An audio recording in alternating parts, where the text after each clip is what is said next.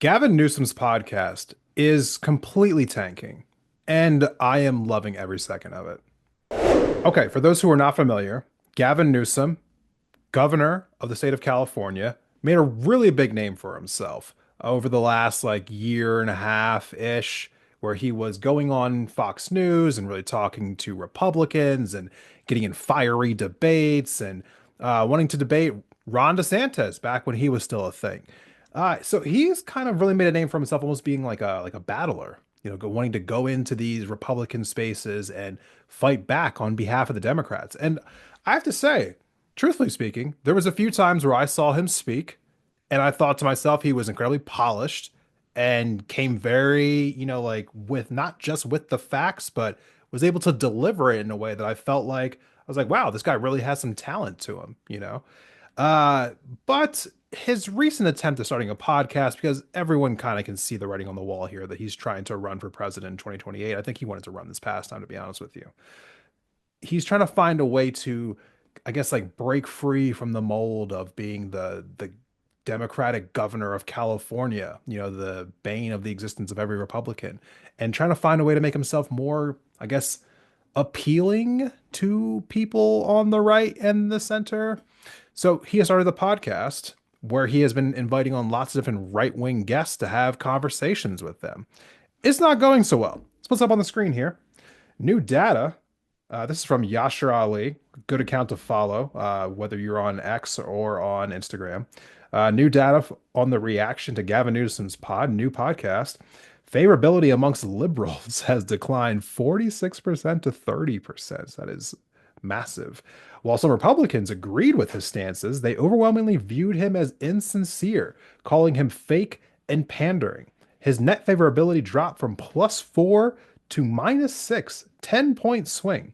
Only 13% of voters had an improved perception of him, and only 1 in 5 said that the podcast made them want to tune in for more. So let's just say this really quickly here. I mean, he launching his podcast, trying to find a way to get his name out there more to people outside of California, people who aren't really so much, like in the weeds of the political discourse, who didn't know anything about him going on Fox News or, battling Ron DeSantis. He's trying to gear up for a presidential run. It's pretty obvious. He hasn't said it, but it's pretty obvious.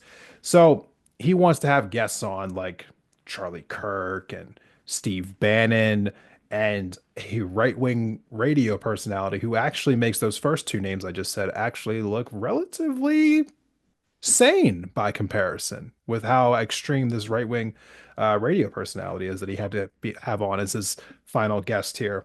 So instead of having battles, as you probably would assume he would have, as he had with like Ron DeSantis and Sean Hannity on Fox News, he's been kind of cozying up to these people and talking about like how they can all go along to get along.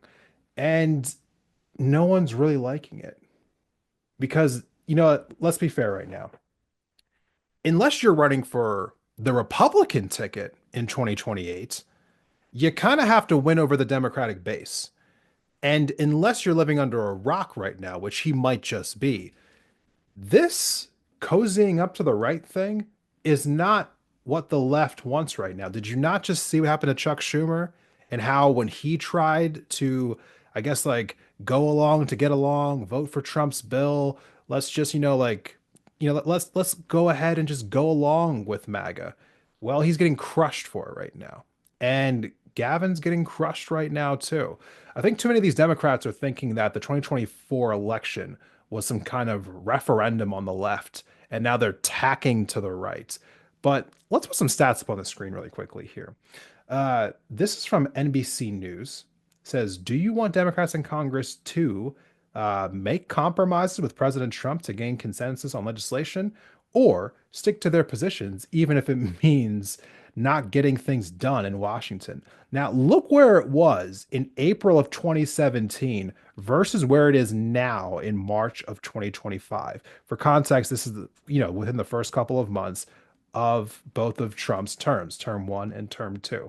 Look at how drastic that change is. More than double of the people who said stick to your positions, even if it means not getting things done in Washington, more than double. I mean, It is a dramatic shift, and you can see it in the tone everywhere. People are pissed off about Doge right now, about Elon Musk, about Trump getting away with everything that he got away with, getting to get back into the White House. Now he is making his first term look like a joke in comparison to what he's doing now, operating as the president. Nobody in the Democratic base is like, yeah, let's just play nice and let's just all go along to get along. I mean, nobody really wants that right now. I mean, how absurdly out of touch do you have to be in order to come to that conclusion? You have to be just like callously indifferent to the actual mood in the air of the people who you actually are trying to get their votes from. You want to be the nominee for the Democratic Party. It might be a good idea to understand the Democratic Party. And they don't want, let's have a podcast hour where you find the most extreme right-wing voices and try to find a way to just kumbaya.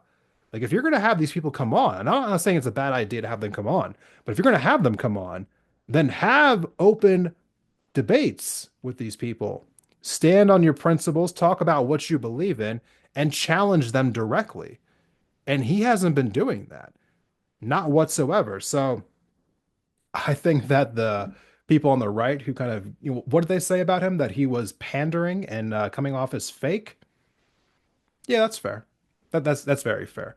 And to be fair, right now, just in general, I think that his version of politics has been, the let's I'm a left person, but when it comes time to get to the general election stuff, I'm going to start tacking to the right. That age old kind of like strategy, I think it's dying in real time, and I could not be happier about it. And I think we have to make sure that it dies right now. Absolutely no way whatsoever does it get resuscitated. It absolutely needs to just be the end of its era. Because what we really need right now isn't somebody who's going to compromise. We need someone who's going to fight for what we believe in. I mean, I hate to draw this comparison, but look at Donald Trump. He is compromising on nothing. And I know you're like, oh, don't be like Donald Trump. But honestly, maybe to this small degree, be like Donald Trump. They are compromising on nothing. They, everything they said they were going to do, they are going into the White House and doing. Everything that they said that they wanted to that they believed in, they are pursuing goals that show what they believe in.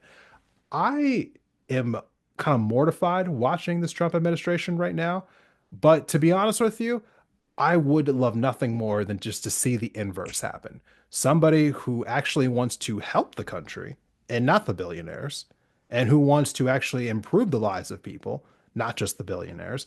I would love to see them come into the White House as a wrecking ball and just push the limits of everything possible in order to get the agenda done that is trying to help people.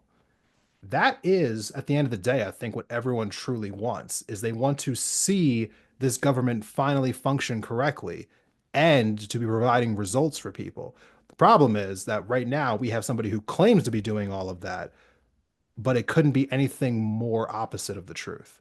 So I just I think that this idea of tacking to the right is absolute dog shit. It really is. It kind of just shows to me how fake of a person Gavin Newsom is. Not that I really ever believed that he was an authentic actor, but it's always good to have, I guess, clarity where people stand.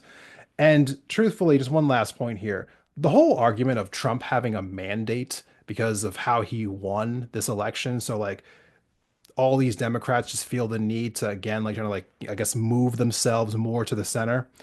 It wasn't that big of a win if we're being absolutely honest. I think sometimes people get too caught up looking at the electoral college and equating that as like a big win or a big loss, right? But if you actually dig into the numbers, right?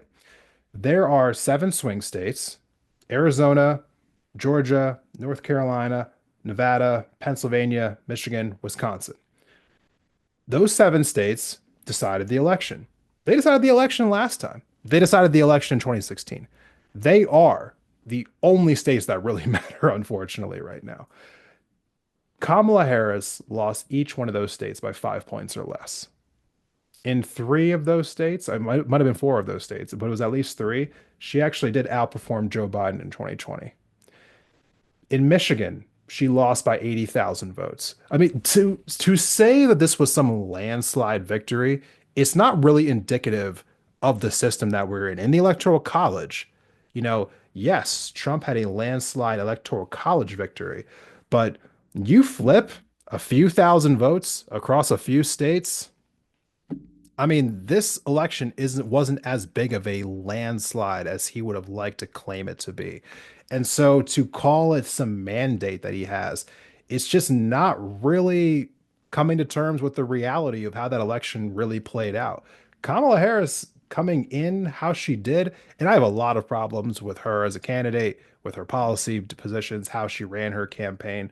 All that aside, she made up a lot of ground given the hole that she started out in where Biden was. So I don't know. I think as time goes on and maybe people kind of like calm down a little bit, they'll be able to retrospectively take a better look at what happened in the 2024 election. But to base your whole decision making, as far as Gavin Newsom is concerned, trying to go move to the right, I think it's just not really evaluating the landscape correctly. And as far as everyone else is concerned, let's stray very far away from people who use that strategy. I only want somebody who is going to stick to what they believe in all the way. If I see anyone tacking to the right, they are automatically disqualified. Thank you for watching this video of independent thought. If you liked the conversation, please go ahead and give the video itself a like and be sure to subscribe for future episodes on the channel.